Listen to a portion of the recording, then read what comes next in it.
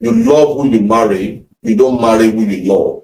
What do you think about men who cheat in marriage? They are not disciplined. If you want to be unfaithful, it's a choice. If you want to be faithful, it's a choice. But women, the way they react to things is totally different from the way we, the men, react to things. Period of time you've been married, what can you say about marriage? Gives an opportunity to be more responsible, to be more committed, and to people misconstrue provision to only material things or financial support. Provision is beyond that, because you can provide for your family and also not provide the needed spirituality, the needed love, the needed care, and all these things. So, hi guys, my name is Nkechi, and you are welcome to Paradox of Life with Nkechi. And today on my channel, we'll be doing something very different.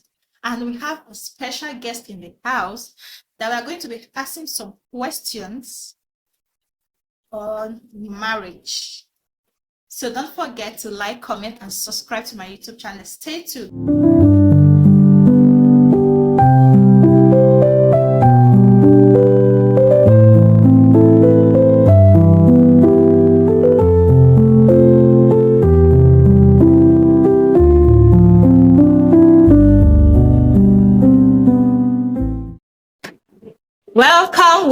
Welcome to Paradox of Life with Nkechi.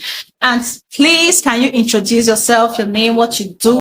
My name is Anthony. I'm a training and development specialist. I'm a content creator, and also I have a fashion brand where we make clothes for men and women, make t-shirts, make polos, make tops, nice tops, shirts for men, women, gowns for women also. So it's all encompassing like that. Okay, that's nice. Thank you. So are you married or single? Oh, what an identification. Nice one. So how long have you been married? I'm married for 3 years plus now. Wow, nice. So for the period of time you've been married, what can you say about marriage? Okay, marriage is a beautiful thing. Is the reality dawns when you start the life after the whole wedding ceremonies and all that. So marriage gives you an opportunity to be more responsible, to be more committed, and to be more patient. For me as a man, when you want to survive if you want to survive in marriage, basically, you need to see a woman as a woman and see yourself as a man. You know, women, the way they react to things is totally different from the way we, the men, react to things. So if a woman says something as a man, don't think of it as a woman. Think of it as a man. So your own response, your own feedback should not be at the level of a woman. It also teaches you the ability to know how to manage your in-laws, because we are all from different backgrounds. So you shouldn't react to things the way they ought to be. It teaches you commitment. It teaches you responsibility. It teaches you the need to continually love your spouse, because the issue is that you love who you marry, you don't marry who you love. Because sometimes the spark that comes with toasting, knowing your woman and all that is not the same spark that you need to sustain your marriage. Basically, you need to love who you marry, the person's excesses, the realities that come with the person, and all those things. You need to also be very, very prayerful, because prayer is the master key. It is the prayer that opens all doors. That's it. Okay, thank you very much. What do you think about men who cheat in marriage? Okay, basically, cheating in marriage, most times, I'm not saying generally because I've not done my research, most times it starts from while you are dating. If as a single man, you're not a one-man woman, it should be sometimes challenging for you to be a one-man, one-woman when you're married. Because commitment is a choice. It's not because maybe you're holy, maybe you don't love your wife or anything. It's a choice. So people that cannot stay with their own wife basically means they are not totally committed to them. And they are not disciplined in the sense that, and they create avenues for some of these things, infidelities and all that, for all those things to happen. So if you are able to know that this is a commitment I made to God and before men, not especially before God, then you will know how to caution yourself and avoid things like that. So if you want to be unfaithful, it's a choice. If you want to be faithful, it's a choice, but a total commitment to the spouse you have. Okay, thank you. So I want to ask one question that's some people do say. They will say, when a man provides for the family, there is no need for him to still come home after providing to start doing the home chores when he has a stay-home wife that's supposed to be the one to do everything. What do you have to say about that? Okay, people misconstrue provision to only material things or financial support.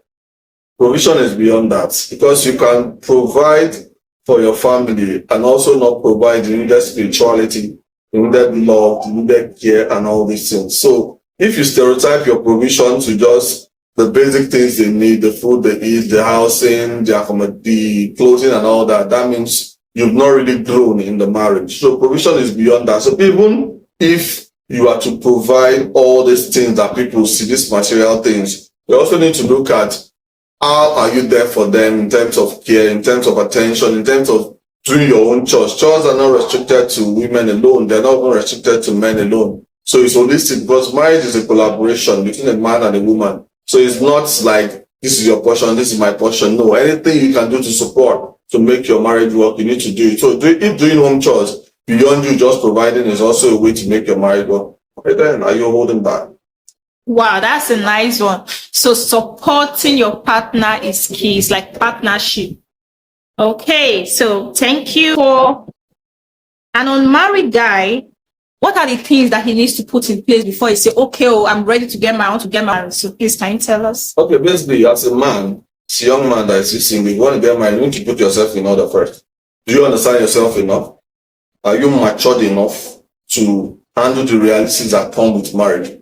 Then, have you opened your eyes? Because scripture says, he who finds a wife finds a good thing and obtains favor from the Lord. So you need to find that good thing, because if you are a good thing, you attract a good thing also. So you need to open your eyes to find, because it's not say go and run to God then come and find, because in the long run you will be the one. You can only ask God to give you wisdom to choose rightly, but in the long run you'll be the one to stay with that person. So first you need to understand yourself. Like Socrates said, man, know thyself, and know the kind of woman you want to settle down with. Because if you think it's because of the externalities in terms of the woman's structure and all those things, like things that will keep married, you'll be surprised that when you get married, all those things might not totally be the crux of what keeps you in that marriage. So you must be prepared mentally, you must be prepared spiritually, you must also be prepared financially, in the sense that you need to have a stable source of income or sources of income, because now you're not only taking care of yourself, you're also taking care of your spouse, and you also take care of your children. So these are basic things. So if you're able to sort these things out, then you can go. You don't need to have the whole world to really settle down. Once you just take that step, keep moving, keep trusting God, keep believing in your trust, and let your spouse also be on the same page with you. And definitely everything will be fine. Take away the fear, because fear sometimes is something that keeps people away from settling down. They're afraid that, oh, I don't have enough money, I don't know if there are still good girls out there and all that. Come on, take the bold step, move on and start, because the truth is nobody is perfect and no situation is perfect. So the best thing is for you to realize these things and move on.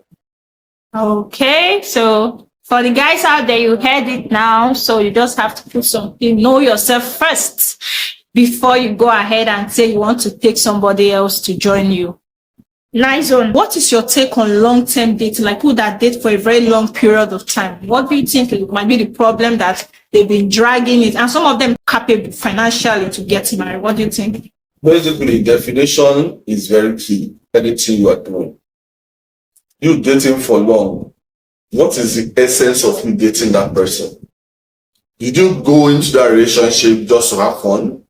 Did you go into the relationship with the vision of seeing marriage at the end of all these things you are doing? So if it's not well defined, you will just be playing along. It becomes a challenge. That's why people date for long, because there's no definition. There's no short-term plan. there's no long-term plan. As long as you guys have sources of income, as long as you guys are responsible, as long as you guys have seen each other, that come on, I think we can, this is the person I want to marry. You understand? Then you can move on, start planning, address it, and do it according to your capabilities. Do the wedding as if it's only two of you that have the source of income to make it work. Or maybe a few family and friends and all that, then you're good to go. Okay, so thank you for your time. Do you have anything to say for the ladies in the house? At least let us have something for them in marriage, before they get married. What do you have an advice for them before we round up today's program? Okay, basically for the ladies, you need to break some mentalities, like thinking that the man is the only person that will be providing for the family. You also need to, what are you bringing to the table? Beyond just your body and all those things, what can you bring to the table? Beyond just even money, do you have the wisdom to be able to direct some things at the house as a co-pilot? Because your husband is the pilot, you are a co-pilot. You have the wisdom to handle things and all that. And the person you are dating, are you guys on the same page in terms of the level of thinking? How do you guys think? Do you have the wisdom enough to manage your in-laws? These are basic things you need to look at. And you have the tenacity to stand trying moments when they come, because the truth is no marriage is rosy. There are trying moments. It might be physical, it might be spiritual, it might be financial, it could be delay in childbirth, delay in one or two blessings that you're expecting from God. But don't give up too. If you are able to psych yourself up as a lady, then don't date for too long. Don't waste time. Once you see the right person, let it be and move on. Okay, thank you very much, sir, Mr. Anthony, for coming on today's Paradox of Life with Nkechi. So we hope to see you some other time. Thank you and God bless. And please, you all, don't forget to like, comment, and subscribe to my YouTube channel. I love you guys and have a beautiful day. Thank you very much, sir.